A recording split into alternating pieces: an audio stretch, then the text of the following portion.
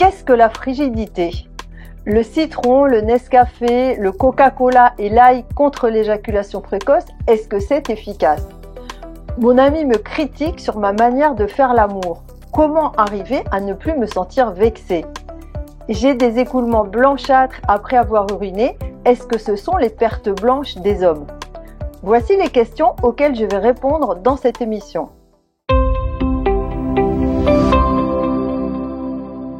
Vous êtes dans notre émission Santé Intime. Bonjour, Dr Solano. Bonjour Henriette. Nous parlons aujourd'hui de frigidité. Docteur, vous avez reçu un message de Bridget à qui son mari a dit « tu es frigide ». Elle trouve pourtant que lorsqu'ils font l'amour, tout va bien, même si elle n'a pas très souvent envie. Elle s'est sentie blessée par cette remarque, mais d'un autre côté, elle s'est dit « il n'y a que la vérité qui blesse ». Pouvez-vous nous expliquer ce qu'est concrètement la frigidité? Le terme même de frigidité, il n'est plus tellement utilisé par les professionnels en sexologie parce qu'il est flou et parce qu'il comporte une connotation de jugement. Parce que frigide, ça veut dire froide. Donc une femme frigide, ce serait une femme qui n'aurait pas de désir, pas d'excitation, pas de plaisir, pas d'orgasme. Et aujourd'hui, on parlerait pour ça plutôt d'anesthésie sexuelle totale. Alors quand on a peu de désir, on parle maintenant de désir sexuel hypoactif. Pour les femmes comme pour les hommes d'ailleurs. Et quand on n'a pas d'orgasme, on parle d'anorgasmie. Mais le terme frigide, on ne l'utilise plus vraiment en santé sexuelle. Ce que décrit Bridget, ce n'est donc pas de la frigidité? Non, ce dont parle Bridget, c'est d'une différence dans les désirs sexuels. En fait, c'est une question qui existe chez tous les couples. Alors, plutôt que dire à une femme qu'elle est frigide, la meilleure attitude de la part d'un homme, ce serait de demander à sa femme comment il peut provoquer du désir chez elle. Et c'est en explorant cette voie qu'il peut améliorer les choses, pas en agressant verbalement sa partenaire et en la critiquant. D'autre part, je conseillerais aux femmes comme Bridget, qui ressentent moins de désir que leur partenaire, de se poser une question. Est-ce que vraiment j'ai un désir très faible ou bien est-ce que mon niveau de désir, il est simplement un petit peu un cran en dessous de celui de mon conjoint? Attention, quand un homme a tout le temps envie, sa partenaire, elle peut se sentir harcelée et c'est la meilleure manière de bloquer le désir sexuel. Donc il y a des femmes qui disent j'ai jamais envie, mais c'est parce que leur homme a tout le temps envie, alors qu'elles sont normales. Le désir, pour se manifester, il a besoin d'espace et de liberté. Et le désir, en fait, il meurt sous la pression. Merci, Dr Solano, pour toutes ces précisions sur la frigidité et merci surtout de nous avoir appris les bons termes. Nous passons à présent à la deuxième partie de l'émission dans laquelle le Dr Solano va répondre à vos questions. Alors, docteur, Djibril de Guinée-Conakry demande si c'est vrai qu'en utilisant le citron, le Nescafé, plus le Coca-Cola et l'ail, l'on dure plus longtemps au lit. Est-ce que ça a des conséquences à la longue? Bon, alors, si quelqu'un utilise du citron, du Nescafé, du Coca-Cola ou de l'ail, je pense que ça ne fera pas durer au lit, en fait. Ces substances n'ont absolument aucun effet sur l'éjaculation précoce. Je dirais même que ça serait plutôt le contraire, en fait. Le café ou le Coca-Cola, ce sont plutôt des excitants. Et donc, s'ils ont un effet, ce sera plutôt d'accélérer l'éjaculation. Donc, je vous déconseille de le tester. C'est vraiment une légende, ce type d'effet. Alors, si vous les utilisez sans résultat, à la longue, ça risque de vous décourager. Et je me dis qu'on a tendance à chercher ailleurs ce que l'on a à l'intérieur de soi. La tendance à chercher une solution avec un aliment ou une boisson, par exemple, alors que notre cerveau, il est très puissant et la solution, elle est en lui. Alors, si vous avez une éjaculation précoce, je vous conseille plutôt d'observer ce qui retarde même un tout petit peu votre éjaculation. Ça peut être une position, une parole, une pensée, un geste, un mouvement, etc. Et plus vous allez observer votre corps qui fonctionne, comment il fonctionne, plus vous allez apprendre à le gérer. Et c'est vrai dans tous les domaines de la vie, y compris pour l'éjaculation précoce. Et voilà un conseil qui servira à beaucoup d'hommes, je pense. Passons à présent à la question de Elvis du Cameroun, qui constate des écoulements blanchâtres après avoir uriné. Il veut savoir de quoi il s'agit et il demande s'il s'agit là des pertes blanches des hommes. Quand un homme observe un écoulement anormal au niveau du pénis, il faut absolument faire un dépistage des infections sexuellement transmissibles. En effet, cet écoulement, ça peut être le signe qu'il y a une infection sexuellement transmissible. Il peut par exemple s'agir de chlamydier, de gonorrhée ou de trichomonas. Ce type d'infection, ça peut entraîner des stérilités chez un homme comme chez une femme. Donc il faut vraiment pas rester avec des écoulements sans rien faire, sinon on risque de transmettre quelque chose à sa partenaire. Alors, je précise qu'un homme, normalement, n'a pas d'écoulement au niveau du pénis, à part bien sûr l'urine, le sperme et le liquide prééjaculatoire qui vient au moment de l'excitation. Dans le mot d'ordre écoulement suspect, c'est dépistage. Exactement. Très bien. Voici une question de Rosie du Congo-Brazzaville qui dit: Je n'ai pas confiance en moi. Or, mon ami me critique sur ma manière de faire l'amour.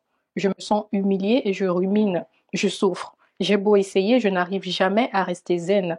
Comment arriver à ne plus me sentir vexée? Critiquer l'autre sur le plan sexuel, c'est souvent très destructeur car on se sent atteint dans son intimité.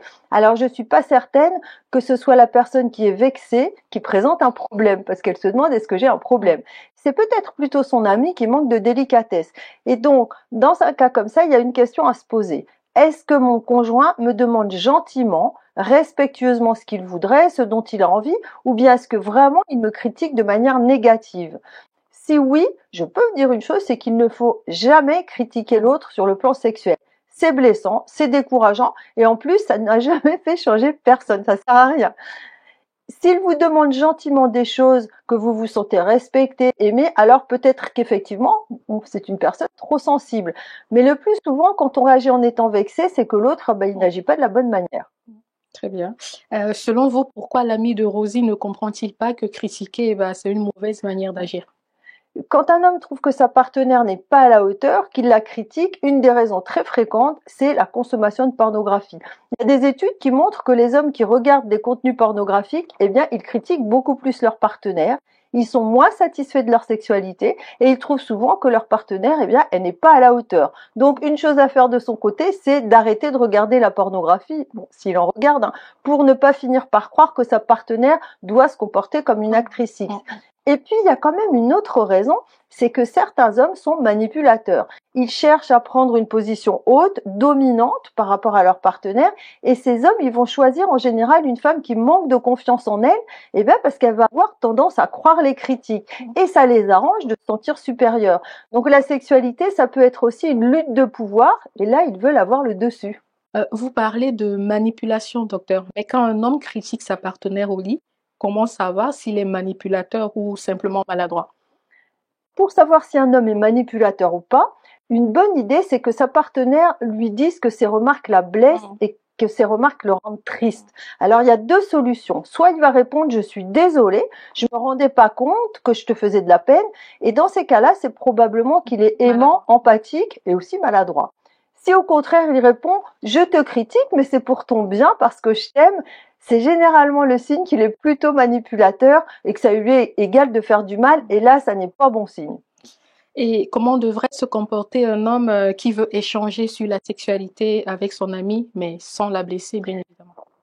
Sachez que quand on aime l'autre, eh bien, on ne le critique pas de manière blessante, on s'émerveille, on s'amuse, on profite, on propose, on encourage. Et ce que je peux conseiller aux hommes qui se sentent maladroits, c'est d'exprimer ce qui est bien, de dire à leur partenaire « j'adore quand tu me fais telle caresse, quand tu m'embrasses ici », et d'ajouter peut-être « j'aimerais qu'on essaye telle position », par exemple, à faire des propositions. Mais jamais de critique négative.